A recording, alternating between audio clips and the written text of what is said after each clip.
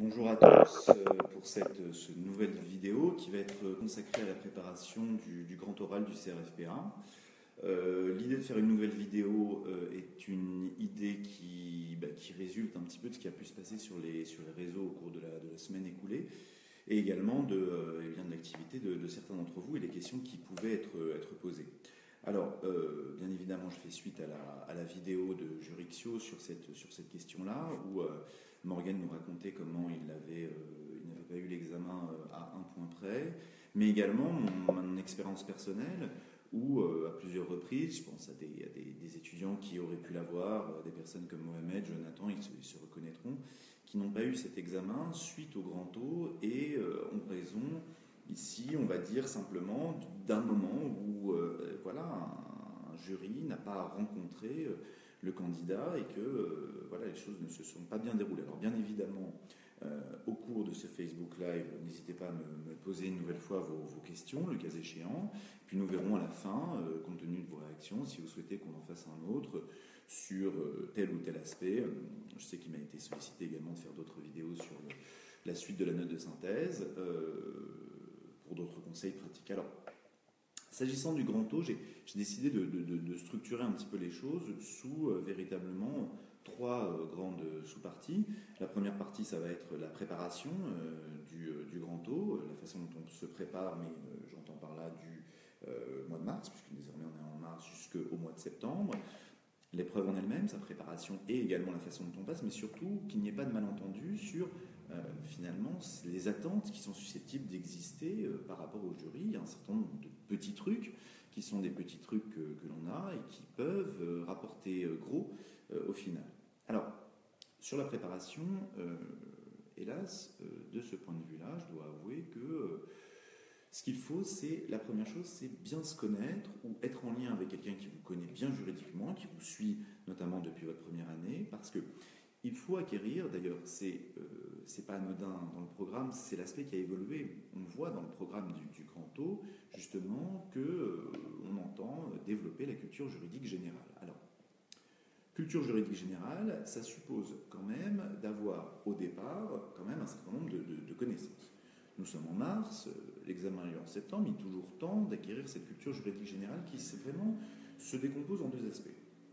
Il faut que vous vous connaissiez. La plupart d'entre vous, lorsque vous passez le CRFPA, vous êtes titulaire d'un M2. Vous êtes déjà spécialisé ou pré-spécialisé. Vous avez déjà quelques spécialités. Un grand oral, ce n'est pas une épreuve de liberté publique uniquement. Il y a les libertés publiques, les libertés privées, des connaissances historiques, mais aussi des connaissances qui sont liées à tout simplement la profession à laquelle vous aspirez. Bon.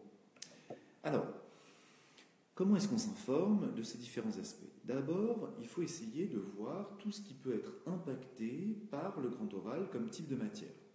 Une matière pénale, bien évidemment, le droit public, effectivement, également le droit privé, sous ses différents aspects, le droit international et l'histoire du droit. Et essayer de se faire des fiches de lecture dans chacune de ces matières. Ces fiches de lecture, c'est simplement des connaissances qui sont des connaissances à caractère général. Prenons un exemple. Je suis pour ma part pénaliste, disons que je dois passer l'examen du CRFPA. Pour les pénalistes, je vais leur conseiller de lire du Carbonnier. Pourquoi? Parce qu'il faut qu'ils développent leur culture générale dans tous les aspects de droit privé et également de suivre régulièrement, et plus régulièrement qu'il n'y paraît, ici les activités, tout ce qui est trait au droit public. Bon. Pour ce faire, il y a un certain nombre de conseils de lecture. Une journée type de celui qui prépare son examen d'entrée au CRFPA va débuter par la lecture de Dalloz d'actualité ou des dépêches du jurisclasseur, encore mieux, pourquoi pas les deux, successivement l'un l'autre. Ensuite, il y a des blogs. Alors, sur les blogs sont assez inégaux, mais on trouve assez facilement des blogs qui sont consacrés aux droits de l'homme. Pour ma part, j'ai une petite faiblesse, il faut l'avouer, pour le blog Liberté chérie du professeur Le Terron qui contient toute l'actualité, qui est assez engagé justement, qui problématise bien. Il y a également mon blog, bien évidemment, qui est axé pénal liberté, pas uniquement du droit pénal stricto sensu, mais également liberté, avec quelques références. Ça permet comme ça d'acquérir les connaissances, on va dire les connaissances de base, de l'actualité juridique et de ces différents aspects. Et puis il y a bien évidemment la consultation régulière de groupes d'actualité liés au CRFPA. De ce point de vue-là, il y a une difficulté. Cette difficulté, c'est quoi? C'est comment choisir son groupe. Il y en a beaucoup, voire même il y a des groupes qui se font la guerre entre eux. Alors j'ai la chance pour ma part de gérer le groupe Actualité CRFPA qui, depuis un an maintenant, est bien copié. Le nom est repris ici ou là par telle ou telle officine. C'est très intéressant de faire ça. Mais l'idée, c'est quoi? C'est d'essayer de choisir véritablement un groupe qui, d'un point de vue qualitatif, vous est utile. Pas nécessairement quantitatif. Pas nécessairement quantitatif, je vais vous donner un exemple simple. Aujourd'hui, on parle énormément de l'affaire Fillon. Aujourd'hui, on parle énormément de tel ou tel aspect qui a trait à l'actualité. Mais dans 6 mois, on en parlera moins. Devoir lire très régulièrement 50 articles autour de cette problématique-là ne me paraît pas absolument utile. Donc il faut qu'il y ait un tri qui soit un tri qualitatif, sinon vous allez être abreuvé de références. Les faits divers, normalement, ne sont pas d'une grande utilité, sauf si véritablement ils frappent, ils marquent l'opinion.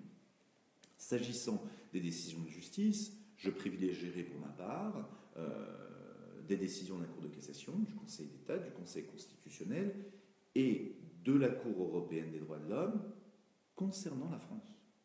En effet, sauf décision importantissime, ici, je n'aurai pas la nécessité de connaître toute la jurisprudence de la Cour européenne des droits de l'homme. Il y a de très nombreux arrêts, simplement, en fin de parcours, de la synthétiser. C'est véritablement là, à mon avis, une idée, c'est-à-dire qu'il va falloir faire des choix. Ces choix, soit parfois ils vous sont guidés, soit véritablement des choix par vous-même, la façon dont on consulte les choses. La source première, c'est quoi? C'est la consultation régulière de Vigifrance, savoir les lois qui ont été définitivement adoptées, la consultation du site du Conseil constitutionnel et également la consultation des sites de la Cour de cassation et du Conseil d'État. Cette lecture classique d'actualité juridique va vous permettre d'acquérir un certain nombre d'aspects, mais aussi il y a d'autres éléments. Vous êtes à plusieurs mois de l'examen et le temps est parfois long, on le sait bien lors des périodes de révision, quand bien même l'examen est dense. N'hésitez pas à vous inscrire également à différents colloques qui sont organisés ici ou là, selon leur thématique, selon également les intervenants. Les universités, de ce point de vue-là, proposent un certain nombre d'activités. Pour ma part, au-delà même de ces différentes activités et des colloques auxquels je participe, j'organise un certain nombre d'activités. Alors, j'en organise à Paris, je vais en organiser également à Lyon. C'est en discussion pour d'autres villes de province, notamment Bordeaux, Strasbourg, je crois également, ainsi que Marseille. L'idée, c'est quoi? C'est des idées de café-débat. Alors, ces idées de café-débat, c'est quoi? C'est généralement, je fais venir un avocat avec un profil atypique, on détermine ensemble un thème. Par exemple, dans 2 jours, je reçois maître Tatiana Vassine, et spécialisée en droit du sport, concernant justement la vocation pour devenir avocat.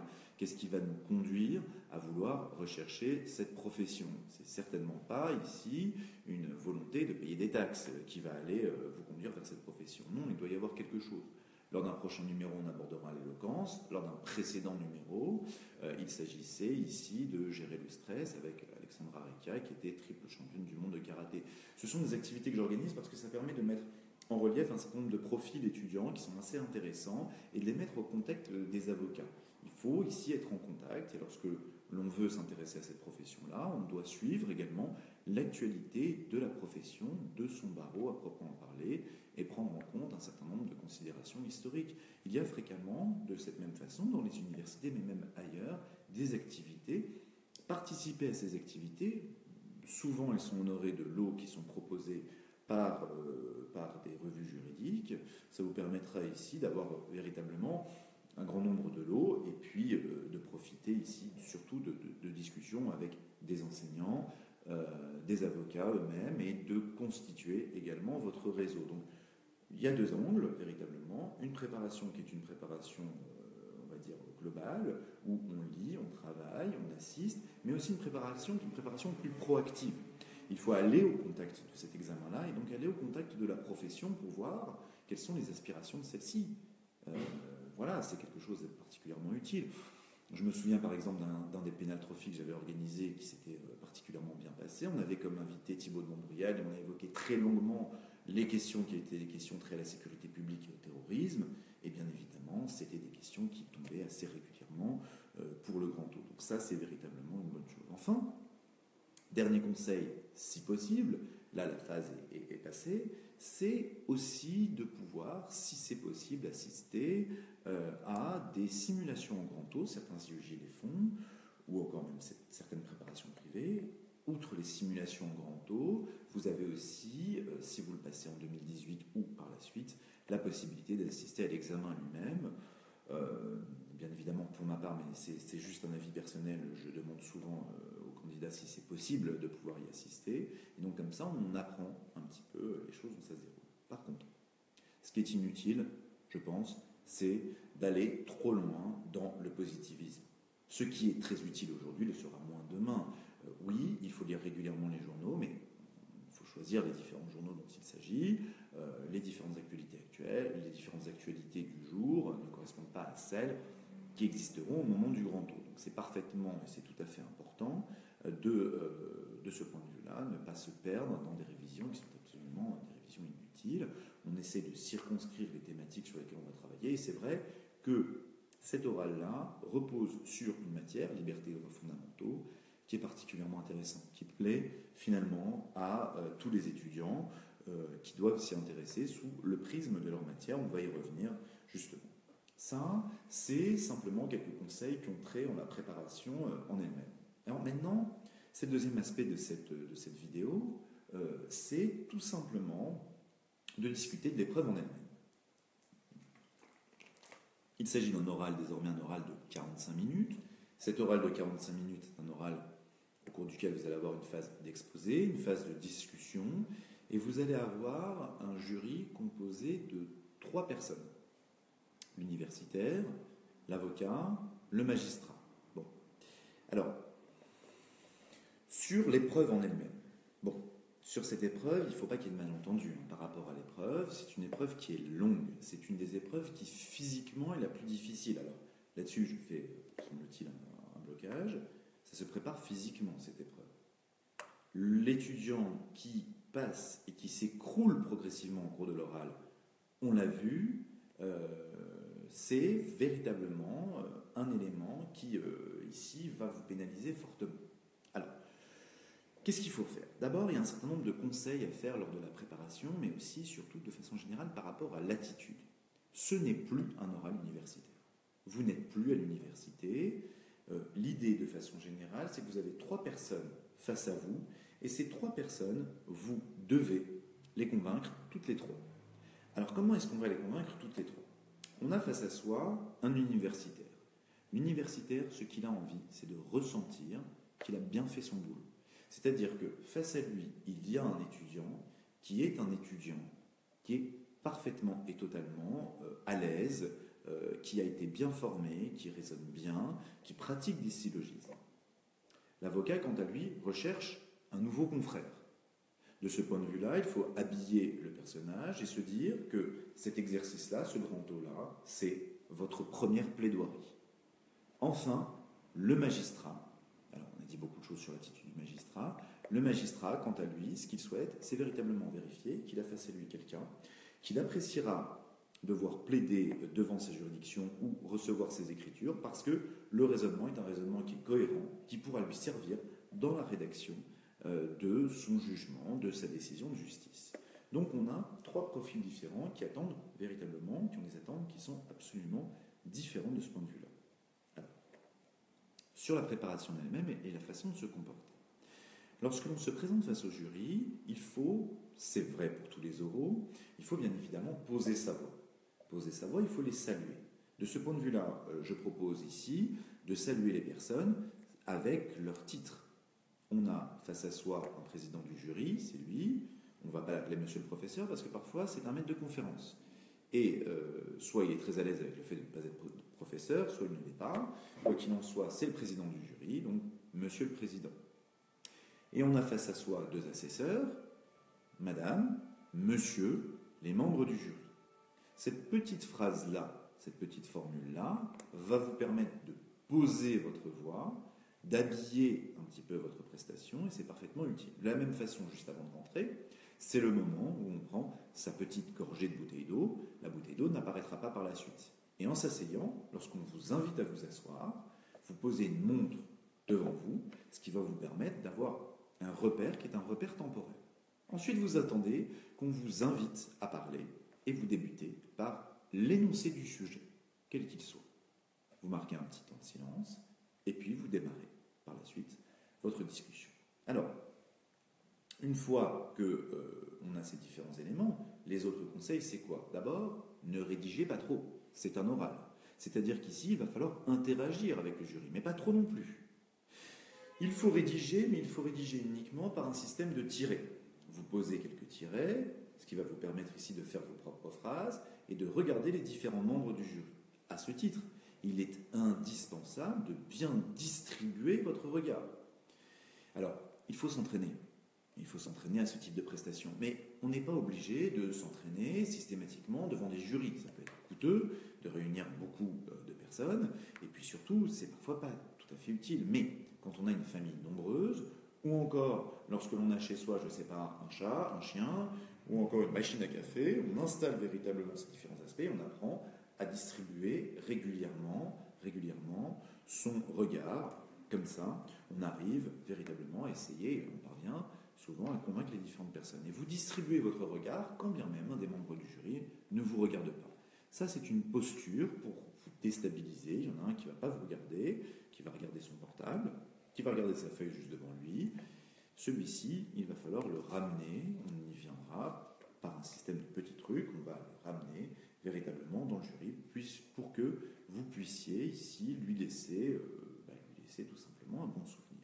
Alors, une fois qu'on a ces différents éléments, justement, l'idée, quelle est-elle? C'est tout simplement de bien optimiser la période de préparation. Vous avez 1 heure pour préparer, il faut l'optimiser. Alors, il faut débarquer à l'IEJ, sauf dans les IEJ qui sont déjà munis de différents documents, mais ça, il faut que vous renseigniez par avant. Il faut que vous arriviez à votre IEJ avec votre petite valise de code. Alors ça ne s'improvise pas. N'attendez pas la veille ou l'avant-veille pour envoyer un message désespéré sur les réseaux en disant « Attention, il me manque tel ou tel code ». Non, faites le point longtemps avant, privilégiez des codes qui sont absolument récents, et puis surtout des codes que vous avez déjà manipulés pour trouver les différentes informations. Il vous faut différents codes. Il vous faut tous les codes qui sont utiles de ce point de vue-là. Attention, n'omettez pas certains codes. Trouvez quelqu'un, le cas échéant, pour vous aider à transporter cette valise.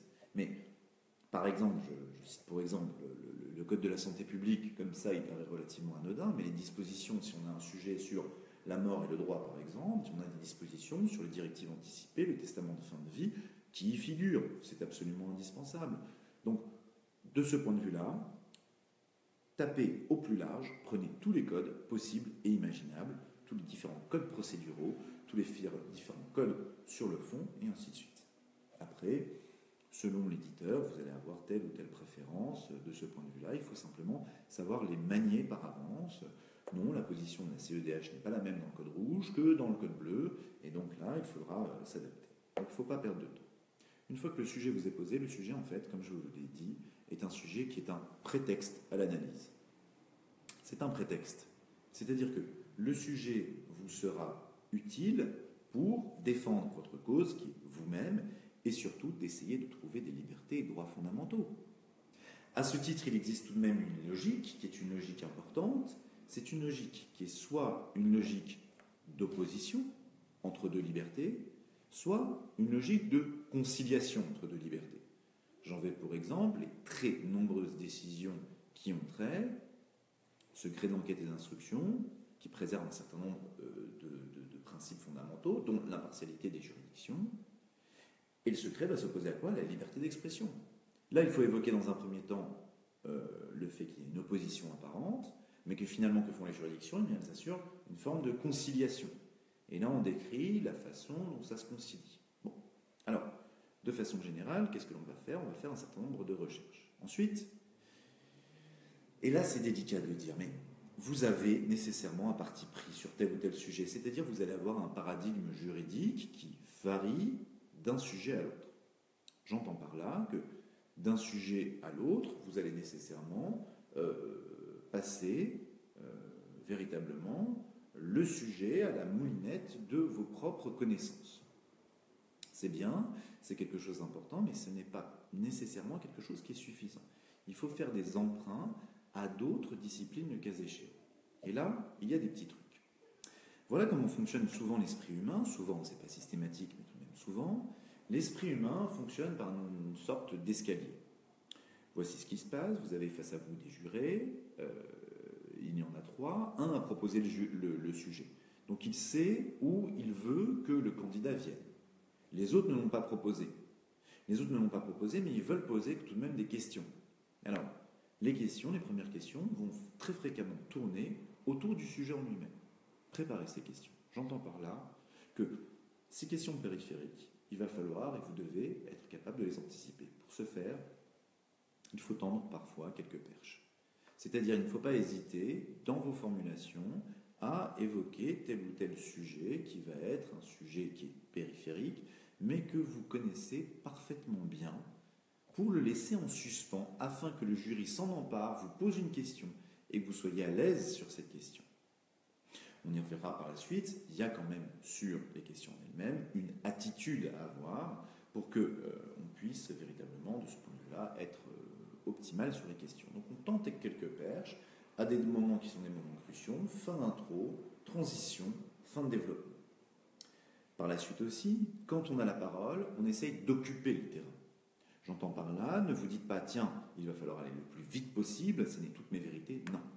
Ce que vous allez faire, c'est que vous allez débiter, vous allez calquer votre intervention de façon à ne pas dépasser le temps, mais d'avoir dans votre grand 2B non plus une seule idée importante, il faut que l'essentiel soit déjà passé, au cas où vous soyez interrompu, mais de redoubler d'exemples.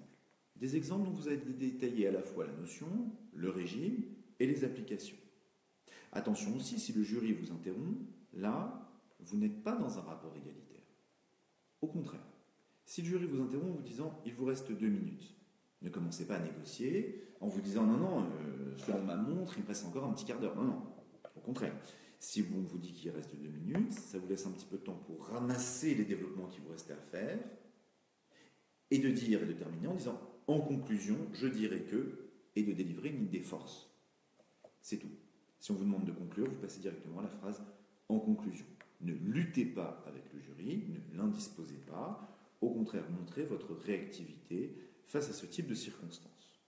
Alors, ça c'est ce qu'il en est sur la préparation. Après, bien évidemment, il y a un certain nombre d'autres conseils, je les ai notés, mais ça ce sont des conseils qu'on va dire généraux, c'est des conseils tout simplement vestimentaires. L'oral, c'est la forme et le fond.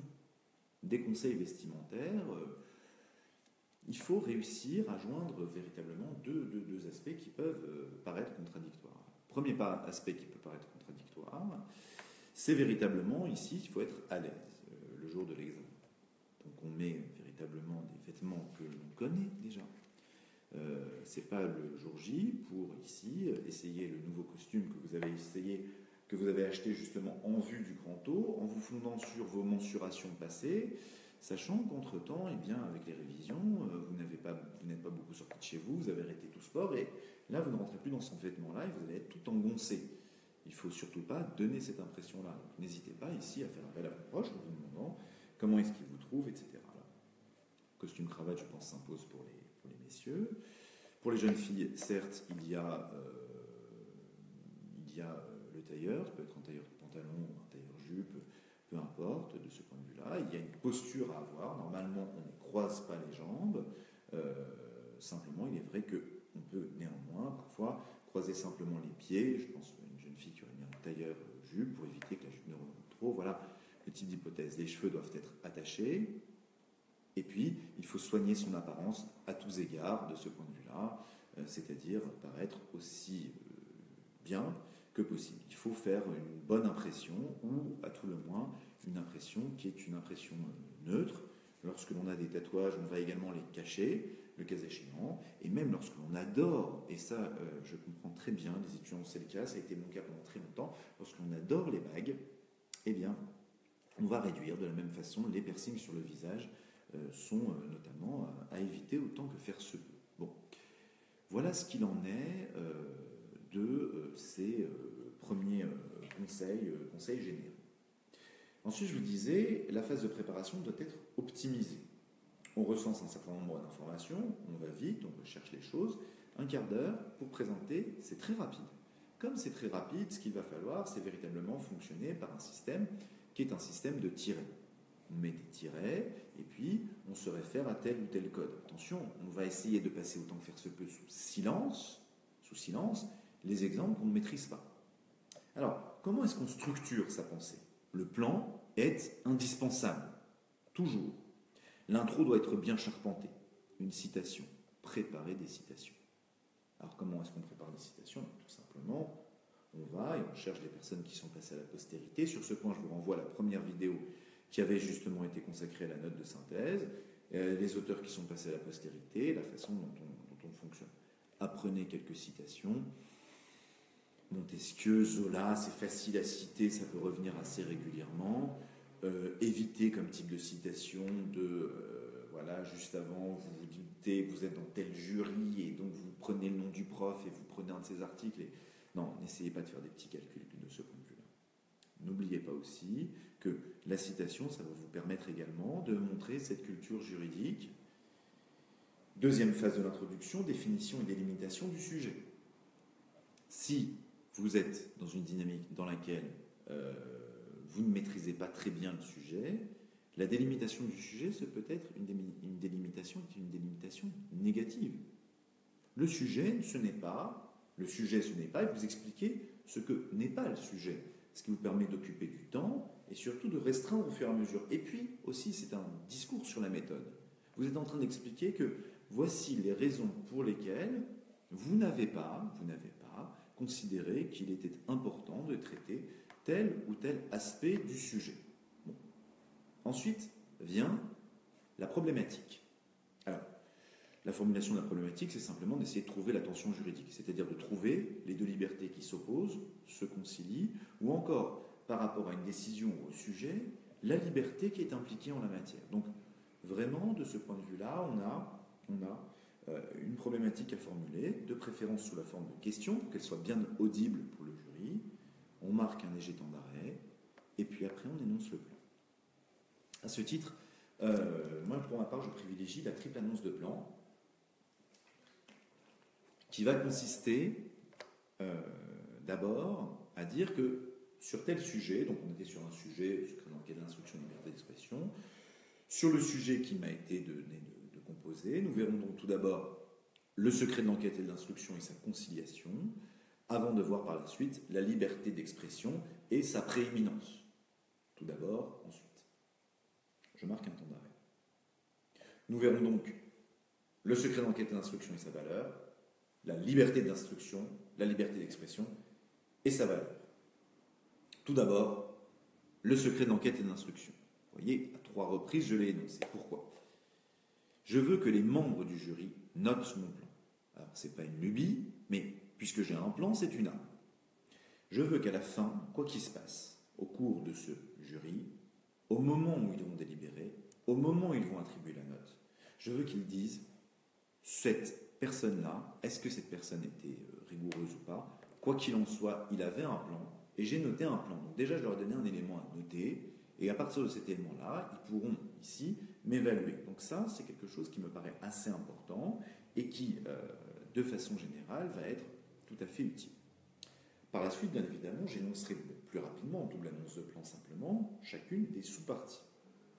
Et puis au sein de chaque sous-partie, je vais utiliser des exemples. J'énonce l'idée générale de la sous-partie et je vais énoncer des exemples. Les exemples, soit je vais prendre 2 exemples qui me paraissent assez importants, soit je vais prendre la décision fondamentale qui fonde le développement et une décision récente, soit je vais essayer de faire usage ici de l'effet de répétition. Mais attention à ce que cela ne tourne pas au catalogue effet de répétition, à dire voilà, par rapport à l'idée générale que je développe, voici tel aspect, tel autre aspect, et enfin tel dernier aspect.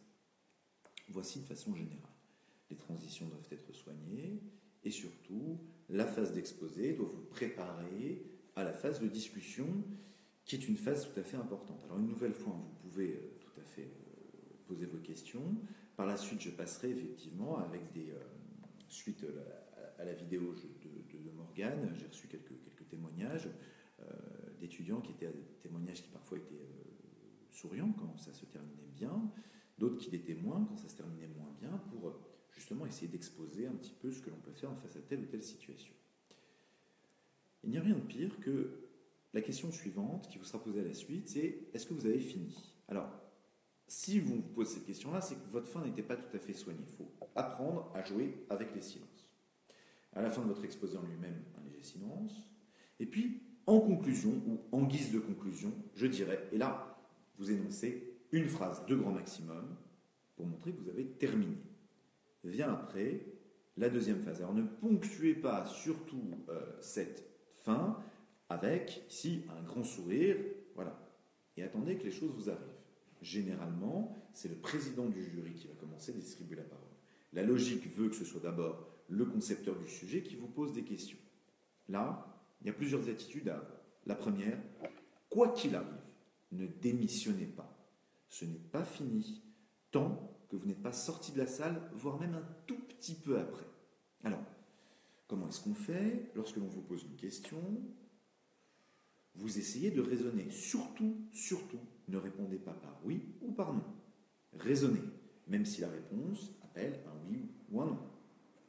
Par exemple, si j'ai toujours mon sujet autour du secret d'enquête et de l'instruction, j'ai un des membres du jury qui me dit « mais je ne comprends pas, est-ce que le secret d'enquête et de l'instruction est ou non prévu par la Convention européenne des droits de l'homme ?» Je ne vais pas lui répondre non. Si je lui réponds non, je lâche la main. J'ai la main jusqu'ici. Autant la garder. Là, j'évoquerai le fait que le secret d'enquête et d'instruction, il est prévu par l'article 11 du Code de procédure pénale et que la Convention européenne des droits de l'homme prévoit la publicité de la procédure. Mais que cette publicité de la procédure, s'entend une publicité qui est une publicité globale, à des phases secrètes, doivent succéder des phases publiques, et vice-versa. D'ailleurs, la jurisprudence de la Cour européenne des droits de l'homme arrive à concilier les deux. Là, non seulement j'ai apporté une réponse globale, mais j'ai raisonné en droit. D'abord le droit, ensuite j'applique au cas d'espèce, puis je restreins autour de la question qui est posée pour finalement ouvrir vers une autre question. J'attends quoi là? Qui m'interroge sur cette jurisprudence qui concilie les intérêts qui sont les intérêts contradictoires, les principes qui sont les principes opposés. C'est ça vraiment l'idée, on va dire, l'idée de façon globale que je cherche à véhiculer. Alors, ensuite, face aux questions qui sont posées, je peux me retrouver dans une situation de piège. La situation de piège peut être de deux ordres. La première, on me demande mon avis. La deuxième, je ne connais pas la réponse. Si on me demande mon avis, en fait, je vais tout faire pour ne pas donner mon avis. Je vais tout faire pour ne pas donner mon avis parce que mon avis importe peu et que, surtout, mon avis, au mieux, peut heurter. Donc, si on me demande mon avis sur tel ou tel aspect, bien évidemment, à l'heure actuelle, s'il y avait des oraux et que le Grand O était organisé actuellement, il y aurait de nombreuses questions sur François Fillon. Alors, par exemple, on me demande mon avis, monsieur, pensez-vous que François Fillon doive se retirer? Alors là, je me trouve dans une situation où soit je fais apparaître mes opinions politiques, voire même idéologiques, soit je ne laisse rien transparaître, donc je suis un petit peu paniqué. Alors, la première attitude à avoir, c'est de rattacher cette question aux libertés et droits fondamentaux. Liberté et droits fondamentaux, je penserai à la liberté de vote. Je penserai aussi à la présomption d'innocence. Je penserai au procès équitable, à la liberté d'expression, et donc je vais évoquer ces différents aspects. C'est-à-dire que, dans un premier temps, pour ma part, je vais me réfugier derrière le secret de l'enquête et de l'instruction. De dire que, n'étant pas au fait du dossier à proprement parler, je ne peux que difficilement m'exprimer sur la question. Que néanmoins, étant conduit à m'exprimer dessus, je rappellerai les principes fondamentaux de la matière, secret de l'enquête et de l'instruction, présomption d'innocence, et puis aussi les règles qui sont établies, et qui sont des règles constitutionnelles, qui supposent que l'on puisse se présenter dans telle et telle circonstance.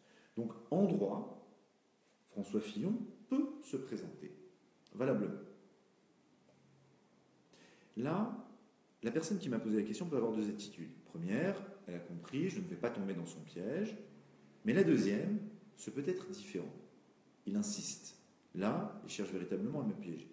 Mais monsieur, qu'en pensez-vous, personnellement? Là, la réponse doit être plus brève, et j'utiliserai une réponse qui est une réponse qu'on va qualifier de tiédasse. C'est-à-dire que c'est une réponse dans laquelle je vais exprimer une idée qui est plutôt conformément au droit existant, mais que par contre je ne vais pas me mouiller. C'est-à-dire que je vais simplement évoquer le fait qu'il a été désigné par les primaires, organisé par un parti, et que, partant de cette considération-là, il puise sa légitimité dans les statuts de ce parti, et surtout dans les règles régissant cette primaire. Je n'ai toujours pas répondu. Et là, s'il insiste, par contre, je lui donnerai sa réponse, ce membre du jury. Mais à force de me poser des questions, il a épuisé 3, 4, 5 minutes, 3, 4 questions. Et ces 3, 4 questions et ces 3, 4 minutes qui sont développées, eh bien, ce que cela donne, c'est tout simplement que l'on a désormais, ici, épuisé son stock de questions. Et donc, j'ai réussi à me sortir véritablement ici d'une situation qui était une situation qui n'était pas bonne du tout. Bon. Deuxième hypothèse, même moi, il peut m'arriver parfois de ne pas savoir quoi répondre à une question qui m'est posée. Là, il y a deux attitudes. Alors, vous allez voir, il y en a une qui va, ici, tout de suite, doit être rejetée. La première, on se met à pleurer, on s'en va. Non, c'est pas ça du tout. On ne démissionne pas, on y va, on ne lâche rien, ici. Alors, qu'est-ce qu'on va faire? Alors déjà, dans le cadre de cette vidéo, vous constatez que je ne fais pour une fois aucune référence, et ce sera le cas jusqu'au bout, à un quelconque match de football qui aurait eu lieu il y a quelques jours, duquel je ne veux absolument pas parler. Voilà. Mais tant que ce n'est pas fini, ce n'est pas fini. Alors, j'ai une question, je ne connais pas la réponse. Voilà, et on me demande, en plus, on fait un petit jeu que je n'aime pas du tout, c'est le jeu de qui est qui. Dans le cadre de ce petit jeu, que va-t-il se passer? Eh bien, on demande qui est le vice-président du Conseil d'État, le président de telle juridiction, le bâtonnier de tel autre, et je ne sais pas. Mon premier réflexe va être tout simplement de rappeler l'utilité de la question. C'est-à-dire qu'on me pose simplement le point de savoir qui est actuellement le président du Conseil national des barreaux. Alors, il s'agit de M. Edour, donc je le sais, disons que je ne le sache pas, je vais rappeler le rôle du Conseil national du barreau. Le Conseil national du barreau, et puis je vais développer un tout petit peu sur cette question-là. Là, je risque d'être repris. Mais monsieur, qui est son président? Dans une telle hypothèse, n'essayez pas d'inventer ou de faire... Alors ça, c'est parfois des étudiants, on va dire, en L2, souvent ils font ce type d'études. Ils regardent des membres du jury en disant « Ah, je l'ai sur le bout de la bouche, c'est... » Ils attendent qu'on le dise pour dire « Ah, c'est ce que j'allais dire. » Ça ne marche pas du tout, hein. Personne n'a jamais été convaincu par ça. Dans ce cas-là, n'hésitez pas à dire « Je ne sais pas ». Mais n'accompagnez pas le « Je ne sais pas » par un regard vers le sol et le fait de vous voûter. Non, vous devez rester droit, stable. Et dites-vous que pour une question ratée, il va falloir simplement que vous rebondissiez sur la question suivante. Pourquoi? Vous n'êtes pas omniscient. Le grand O, c'est pas être omniscient. C'est un oral qui est aussi un oral de comportement. Il faudra être capable de se comporter de façon à ce que vous puissiez ici faire en sorte que même dans les membres du jury, même si vous séchez sur 3-4 questions, ils se disent, bon, ok, il ne connaissait pas telle ou telle règle, mais avec un bon code, un bon bouquin, il va pouvoir rattraper ses connaissances. Donc ça, c'est un aspect qui est tout à fait important.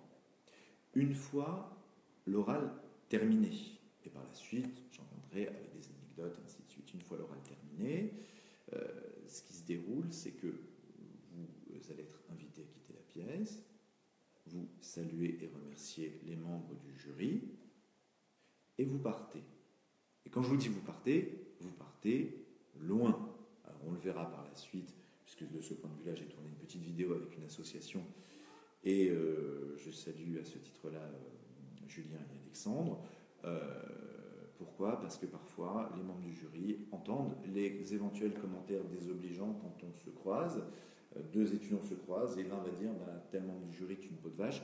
C'est très agréable, mais ça va choquer le jury et il risque de s'en souvenir au moment le moins opportun. Voilà de façon, on va dire de façon générale pour ce grand O, ce qu'il en est. Voilà, alors par rapport aux différentes questions, témoignages qui ont été posés, ce que je vois, c'est qu'il y a vraiment, de ce point de vue-là, beaucoup d'étudiants qui doutent et qui ont peur de cet examen du fait du grand O. Alors, c'est certain. Plus encore dans les propositions, alors qui n'ont pas été adoptées, on propose à un moment donné de faire une note éliminatoire en dessous de 7.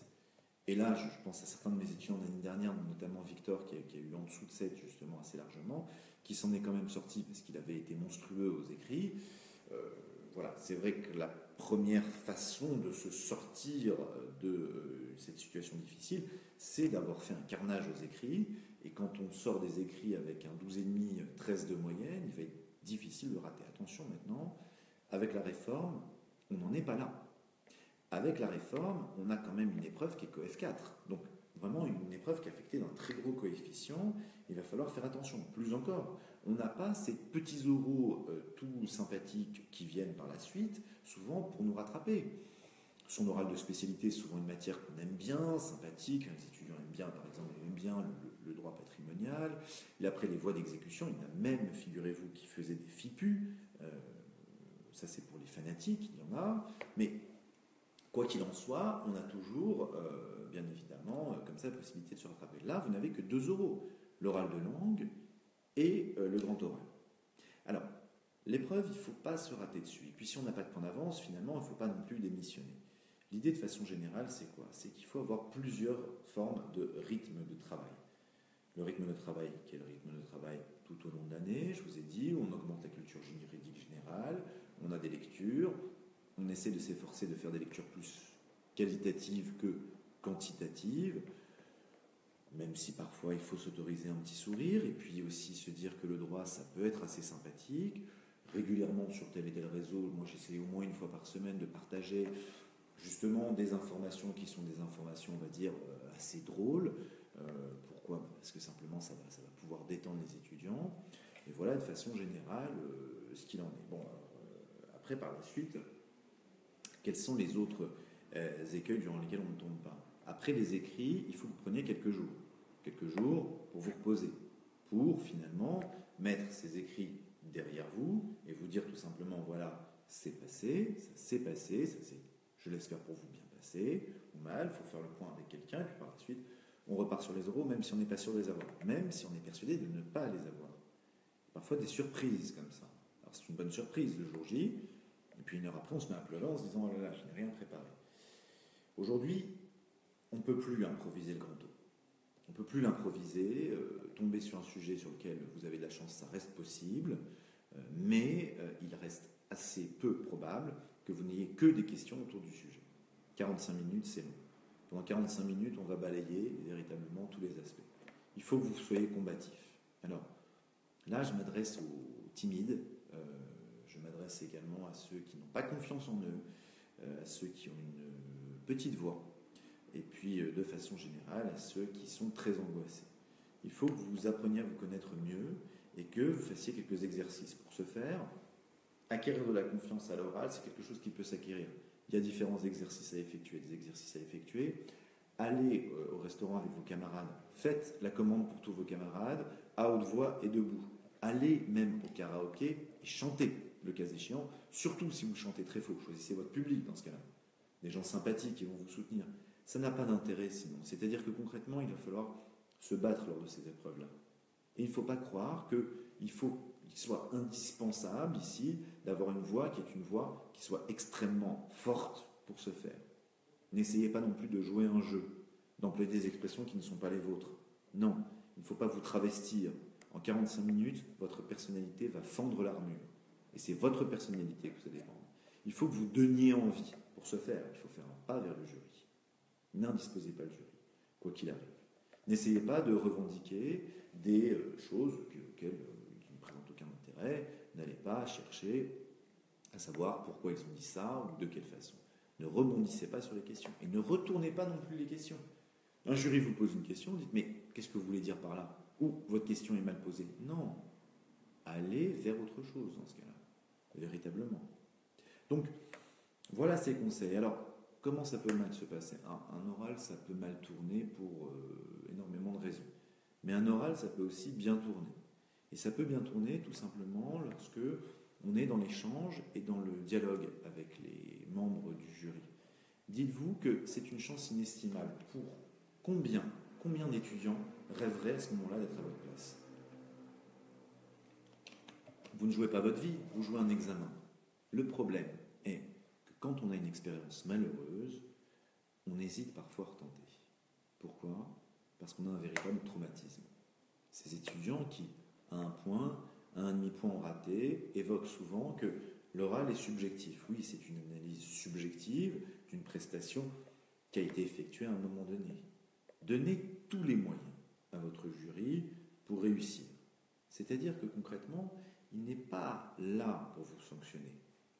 Il faut que vous vous disiez que véritablement vous êtes en train de jouer votre va-tout et que vous allez chercher à les convaincre. Misez sur la simplicité. Misez aussi, le cas échéant, sur votre personnalité. Ne faites pas preuve d'arrogance. Ne soyez pas agressif. Et surtout, laissez votre jury parler. Ne lui coupez pas la parole. Ça, c'est un des aspects qui est tout à fait essentiel et indispensable. Alors, voilà ce que l'on peut dire sur cette épreuve du grand O. Le grand O, il préfigure ce qui se passera par la suite dans le cadre des différentes plaidoiries que vous aurez à effectuer. Comme je vous l'ai dit, l'important, c'est de se préparer. Oui, je sais que dans certaines universités, et je le regrette à titre personnel, l'on soit conduit parfois à ne quasiment passer aucun oral avant ce grand O. Entraînez-vous. Il existe un certain nombre d'associations qui organisent des concours d'éloquence. Ces concours d'éloquence, il faut que vous les mettiez à profit. Tentez-les. Alors, si vous avez peur ici, souvent on dit « ouais, j'ai pas envie de me faire humilier devant mes camarades ». De vous faire humilier et que vous êtes absolument nul, c'est pas grave. Ne prévenez personne que vous passez ce concours de plaidoirie, mais entraînez-vous, c'est absolument indispensable. En plus de ça, je vous dis, c'est véritablement quelque chose qui va vous aider et vous guider par la suite, parce que c'est un exercice qui est un exercice tout à fait important pour ce faire. Voilà la présentation telle que je voulais vous la faire. Il ne s'agit que de petits conseils qui sont des conseils caractère pratique. N'hésitez pas sur la page à me poser par la suite vos questions. Je mettrai cette vidéo également sur ma chaîne YouTube. Je vous souhaite néanmoins bonne continuation et puis n'hésitez pas à me recontacter si vous souhaitez faire une nouvelle vidéo de méthodologie. Voilà, je vous dis à très bientôt. Je vous souhaite une bonne soirée. Au revoir.